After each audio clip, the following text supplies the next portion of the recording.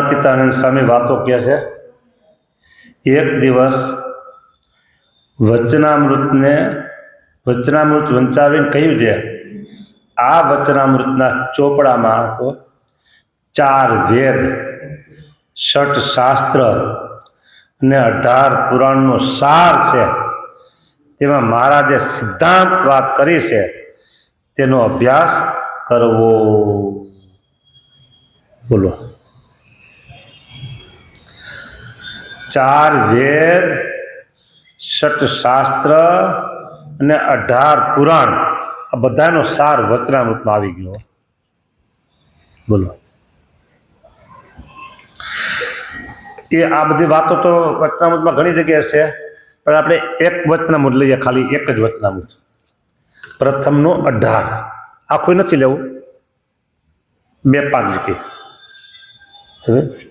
પ્રથમનું 18મું વચનામૃત એ શું કહે છે જો.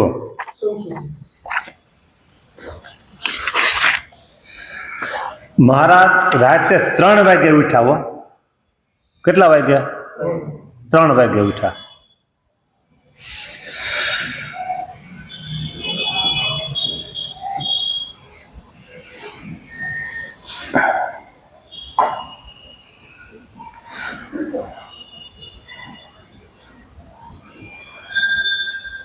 પછી પરમહંસ તથા સત્સંગીને તેડાવ્યા.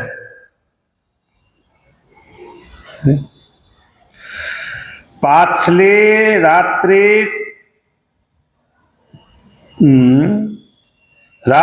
પાછલી પહોર બાકી હતી ત્યારે, એટલે વહેલી સવારે 3 વાગે સભા પર બિરાજમાન થયા અને બ્રહ્મચારીને કીધું, જાઓ બધાને બોલાવો. ઉતારામાં બધાને જગાડ્યા. હા, હરિભક્તોને જગાડ્યા, સાધુને જગાડ્યા. ઘણી વખત સરકાર ઇમરજન્સી મિટિંગ બોલાવે, કંઈક એવું કારણ હોય તો. બરાબર. એમ આ બધાને શું કે રાતના અત્યારે ઉઠાડ 3 વાગે, સવારે ઉઠ્યા હોય તો સવારે તો પછી સભા થાય છે રોજ. દરરોજ સવારે સભા થતી હોય તો ત્યારે કંઈક વાત હોય તો કરી દે. પણ આપણે ઇમરજન્સી રાતે 3 વાગે નાયા ધોયા વિના, હજી મોટા ધોયા ન ધોયા, તાત્કાલિક બોલાવ્યા. પરમહંસ તથા સત્સંગીને તેડાવ્યા, બેયને હો. અને ઘણી વાર સુધી મહારાજ વિચારી રહ્યા. એટલે આવી ગયા, બેસી ગયા. પછી મહારાજ આંખું બંધ કરી વિચારી રહ્યા. પછી બોલ્યા, એક વાત કહું તે તમે સાંભળો. બરાબર. થોડીક વાર વિચારી ગયા પછી બોલ્યા કે હવે સાંભળો કે એમ કે. પછી મહારાજ કહે, મારા મનમાં એમ થાય છે કે વાત ન કહું. નથી કેવું તો 3 વાગે હું કામ ઊંઘમાંથી ઉઠાડ્યા પછી તો વાગે હવે કેમ નથી કેવું કે લ્યો કે વાત ન કહું, પણ તમે અમારા છો માટે જાણી હવે કઈ હાલો ને. તમે બધા અમારા છો ને તો કઈ કે. અને આ વાત એવી છે, સાંભળો કેવી. તેને સમજી તે જ પ્રમાણે વર્તે તે જ મુક્ત થાય. બાકી તમે એમ કહો હું મુક્ત, એ વાત સારી છે, ખોટી નથી, પણ આ પ્રમાણે પછી થવું પડે. બોલે તો થઈ જાય. હા,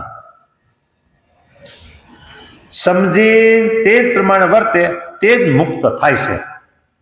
હવે તે વિના, આમાં કીધું ને સમજી અને વિચારીને વર્તે ને તો તે મુક્ત થાય છે. એ સમજી અને વિચારીને કઈ વાત તો આખા વચનામૃતમાં આવશે ને એ વાત. બરાબર. અને તે વિના 4 વેદ, 6 શાસ્ત્ર, 18 પુરાણ અને ભારત આદિ ઇતિહાસ તેને ભણવે કરીને તથા તેના અર્થને જાણવે કરીને અથવા તેને શ્રવણે કરીને પણ મુક્ત થાય નહીં. જો બધાનો સાર આમાં આવી ગયું છે. બાકી આ ભણો તો તમે મુક્ત ન થવાય. હા, જગતમાં ઘણા બધા વિદ્વાનો છે, વિદ્વાનો ઘણા બધા, થોડા ઘણા નહીં, ઘણા બધા. હા, હજારોની સંખ્યામાં વિદ્વાનો. પણ એ વિદ્વાનો જો એનામાં ભક્તિ હોય ને, ભક્તિ અને શુદ્ધ ઉપાસના, તો એ મુક્ત થાય. બાકી લેક્ચર દેવો હોય તો તો કલાકોના કલાકોથી લેક્ચર આપી શકે આ શાસ્ત્ર ઉપર હો. હા, પણ મુક્ત ન થાય. હા, મુક્ત તો એમાં કીધું ને એ પણ વર્તે તો જ થાય. હા,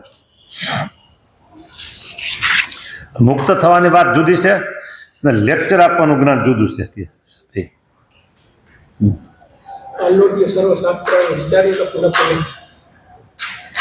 હવે આપણે ઘણી વખત વચનામૃત વાંચ્યું છે, મધ્યનું 21મું કાલે વાંચ્યું હતું. એમાં એવું આવે છે, જેટલા કલ્યાણને અર્થે વ્યાસજીએ ગ્રંથ કર્યા છે તે સર્વે સુરત રાખીને એટલે એકાગ્રતાપૂર્વક અમે સાંભળ્યા છે. વ્યાસજી જે ગ્રંથ કર્યા છે એ બધા આવી ગયા. આપણે આગળ વાત નથી કરી, બધા આવી ગયા. અત્યારે આ વાત વાંચું છું મધ્યનું 21મું વચનામૃત. વ્યાસજીએ જે ગ્રંથ કર્યા છે તે સર્વે સુરત રાખીને અમે સાંભળ્યા. તે સર્વે શાસ્ત્રમાં એ જ સિદ્ધાંત છે અને જીવના કલ્યાણને અર્થે પણ એટલી જ વાત છે. આ સર્વ જગત છે તેના કરતા હરતા એક ભગવાન છે અને સર્વે શાસ્ત્રને વિશે ભગવાનના ચરિત્ર છે તો ભગવાનના સંતના ચરિત્ર છે. એટલી વાત કરી અને પછી મહારાજ કાલે આ વાત કરી હતી કે પ્રગટ ભગવાન અને પ્રગટ સંતનો મહિમા કેવો સમજવો, તો પરોક્ષમાં જે સમજી છે ને એટલો. બરાબર. પછી એ સંતના ભગવાનના પ્રગટપણાની વાતને સમજાવી અને પછી મહારાજ એમ કહે છે છેલ્લે,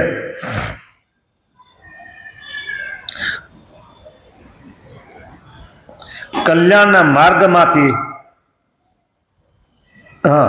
માટે સર્વશાસ્ત્રનું રહસ્ય આ વાર્તા છે. છેલ્લે પછી મારે આ વાત કહી દીધી. સર્વશાસ્ત્રનું રહસ્ય આ વાર્તા છે. કઈ વાર્તા? તો ભાઈ મારે ભલે કાલે બીજી વાત કીધી હતી પણ અત્યારે મારે કેવી પડશે. કઈ વાર્તા?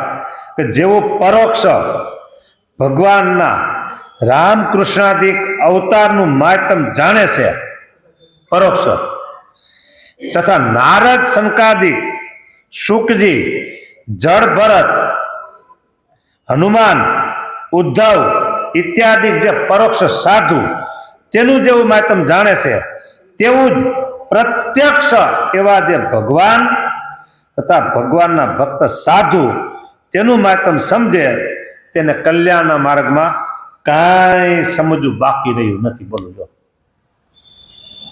આપણે પરોક્ષ અવતારનો અને પરોક્ષ સાધુનું મહિમા બહુ હોય, બહુ હોય. હા, બહુ.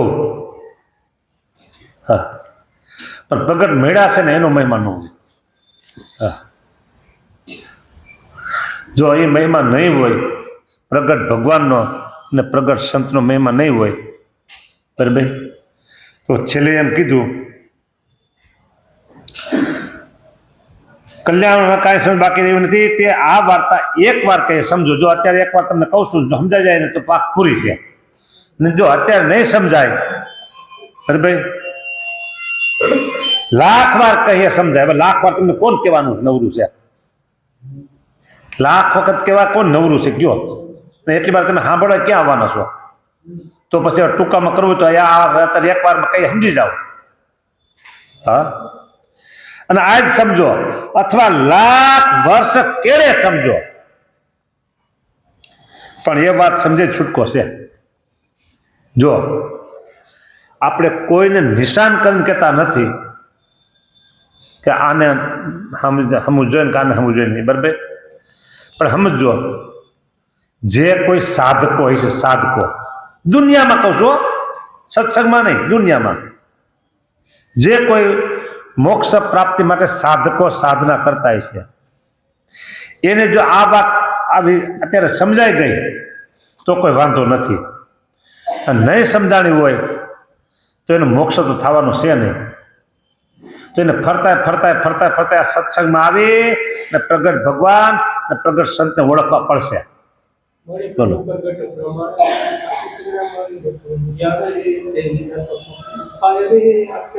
બોલો એને અનંત જન્મ ધરતા ધરતા આ સત્સંગમાં આવી ને પ્રગટ ભગવાન ને પ્રગટ સંતને ઓળખવા પડશે. હા, તો એને ધામમાં જવાનો વારો આવી જાય. જ્યાં સુધી નહીં સમજાય ત્યાં લાખ વર્ષ એને પસાર કરવા પડશે એ મુમુક્ષુઓને. સત્સંગમાં છે તો ભલે, સત્સંગ બહાર છે તો ભલે, મોક્ષ મેળવવા જે કોઈ ઉપાય કરતા હશે એને આ વાત સમજે છૂટકો છે. ઘણી વખત એવું બને કે કંઈક શું છે આવતું હોય છાપાઓમાં પેપરોમાં કે સાધુ આમ સાધુ આમ, એટલે એ સાધુ નથી. છાપામાં જેનું નામ ચડતું હોય ને આવતું હોય એ સાધુ નથી. કપડા સાધુ ના એમ કહો તો બરાબર છે, સાધુ નથી. જે સાધુ હોય એ આવું કરતા જ ન હોય. શું સાધુ શબ્દથી લોકો કંટાળી ગયા છે, પણ એને ખબર નથી સાધુ છે એનું નામ આવે ત્યારે છાપામાં પેપરમાં મીડિયામાં ન આવતું હોય, ખાલી કપડા સાધુ ના હોય. અને સાધુ છે એ કોઈ નામ આવતું નથી, અને જે આવે છે એ સાધુ નથી. એટલે તમારે કોઈ મૂંઝાવા જેવી વાત છે ને એમાં. હા, કે સાધુ આમ થઈ ગયા, સાધુ આમ થઈ, મૂંઝાવા જેવું છે જ નહીં, કારણ કે સાધુ નથી. સાધુ હોય એવું કરે નહીં. બરાબર. અમારા ગુરુ કહેતા એમ, અમારા ગુરુ એમ કહેતા શાસ્ત્રીજી મહારાજ એ કે સમાજમાં કંઈક વાર તહેવાર હોય, જન્માષ્ટમી આવું હોય, કોઈ તમારે લગ્ન પ્રસંગ હોય, તો કે ગ્રહસ્થના બૈરાઓ દિવસમાં 3 વખત કપડાં બદલાવે. પાછા 150 જોડી હોય તો બદલાવવા પડે ને પછી તો. હા, તો કે 3 વાર કપડાં બદલાવે કે બૈરાઓ કે એમ આને કપડાં બદલાવ્યા છે. કપડાં બદલે એટલે સાધુ થઈ જાય એવું માની ન લેવું. કપડાં બદલાવ્યા એટલે સાધુ જ થઈ ગયા છે માની ન લેવું. એટલે કપડાં બદલાયા હોય અને પછી બીજા કંઈક કામ કર્યા હોય તો પછી સરકારના વાંકમાં ગુનામાં આવ્યા હોય, પણ એ સાધુ નથી, કપડાં બદલાવેલા છે. હા, અને જે સાધુ છે, જે સાધુ છે એ આવું કોઈ દી કરે જ નહીં, કરે જ નહીં કોઈ દી. હવે આપણે 10 એક જોઈ જઈએ રાવણનું. રાવણ સાધુ હતો, કપડાં બદલાવ્યા હતા એને. બરાબર. એમ અત્યારે આ કુંભ મેળામાં ઘણા કપડાં બદલાવી સાધુ થઈ ગયેલા છે. પોલીસ પકડી પાડે છે ને. હા, પોલીસ પકડી પાડે છે અને એના જે અખાડાના મોટા મોટા હોય ને એ હોતી પકડી પાડે, ડુપ્લિકેટ છે કે એવું આવે છે ને અત્યારે. હા, એમ આ બધું હોય એટલે સાધુથી કંટાળવાનું ન હોય, એનાથી નફરત ન લેવાની હોય. હા, એ તો લુગડાથી છે, પણ ખરેખર જે સાધુ છે, બરાબર, તો એમાં આ પ્રગટ મોક્ષનું દ્વાર છે સમજી અને એની સાથે આ વાત જોડાવવું પડે. હા, એટલે એનો મહિમા કેવો કીધો, પરોક્ષના જેવો મહિમા સમજો. એકવાર કહીએ સમજો તો સારી વાત છે, લાખ વાર કહીએ તો સમજો, પછી આજ સમજો તો સારી વાત છે, લાખ વર્ષ કેળે સમજો, છૂટકો નથી. આ વાત કરી સમજવી જ પડશે. બોલો, આ વાત સમજે જ છૂટકો છે. અને પછી હવે આ વાત સાચી છે કે ખોટી છે એનું પ્રમાણ લેવું હોય તો મહારાજ કે એ નારદ, સનકાદિક, સુખજી, બ્રહ્મા, શિવ એમને પૂછો તો પણ દાહ્યા છે તે અનેક વાતની યુક્તિ લાવીને એમ કહે છે કે ના ના સાચી વાત છે, પ્રગટ ભગવાન પ્રગટ સંત એ જ મોક્ષના કરનારા છે. એ હોતી એમ જ કહે છે, લ્યો કે હા આવી વાતું છે. અને સર્વશાસ્ત્રનું રહસ્ય આ વાર્તા છે, આમ કહી દીધું. એટલા માટે હજી વચનામૃતમાં આમાં ઘણી જગ્યાએ શાસ્ત્ર બધું કીધું છે, પણ હવે આપણે ખાલી આ એક આવ્યું ને કે ગુણાતીતાન સ્વામીએ કીધું કે વચનામૃત ના ચોપડામાં તો 4 વેદ, 6 શાસ્ત્ર, 18 પુરાણનો સાર આવી જાય છે. તેમાં મહારાજે સિદ્ધાંત વાત કરી છે, તેનો અભ્યાસ કરવો. અત્યારે આપણે વાંચ્યું ને પ્રથમનું 18 અને મધ્યનું 21 એ સિદ્ધાંત વાત આવી ગઈ. હા, ઓહો હો હો હો, આ તો કાંઈ આપણે લાભ થયો છે. આમાં લઈ ખુશી વાંચું છો. ઓહો હો હો, આ તો કાંઈ લાભ આપણે થયો છે. જુઓ ને, ભગવાન કેટલે છેટેથી દયા કરી આપણા સારું આવ્યા છે. હું તો તમે કારણે રે આવ્યું ધામ થકી ધરી દે આવ્યા છે. પણ આ જીવને તો કાંઈ ગરજ જ નથી ને. બોલો શું કહું? આ જીવને તો કાંઈ ગરજ જ નથી ને. શું કરું કયો ગરજ નથી તો છે ને. આ તો ઠેઠ અક્ષરધામથી આવ્યા છે તે. અને આ તો ઓલી સતીને જેમ લોઠાએ સતી કરી પરાણે. કોક બાઈના પતિ મૃત્યુ પામ્યા ત્યારે રિવાજ એવો હોય છે કુટુંબમાં નાતમાં કે એને પાછળ બાઈને સતી થવાનું. તે ઓલી ભળ ચિતા હળગતી હતી એ જોઈ ભાગી કે આમાં મારે બળી જવાનું કે એ તો મરી ગયા બળે છે, મારે જીવતા બળવાનું કે ભાગી. હવે નાયકની જ્ઞાતિમાં પાછું સતી થવાનો રિવાજ. અને જુવાની છે ને એ બાઈ ભાગી અને ઓલી કંઈક પાણી છે નદી કિનારે કંઈક પાણીમાં હતા ગઈ. જુવાનિયા પોઈ ગયા પકડી લાવીને ચિતામાં નાખી અને સામે કીધું કે લોઠાએ એટલે કે પરાણે સતી કરી નાખી પકડી. હા, તેમ આ જીવને પણ લોઠાએ ભગવાન ભજાવે છે. બોલો ત્યારે માન ભજે છો. આવી વાતો છે બધી કયો લ્યો. સારું લ્યો. જય સ્વામિનારાયણ.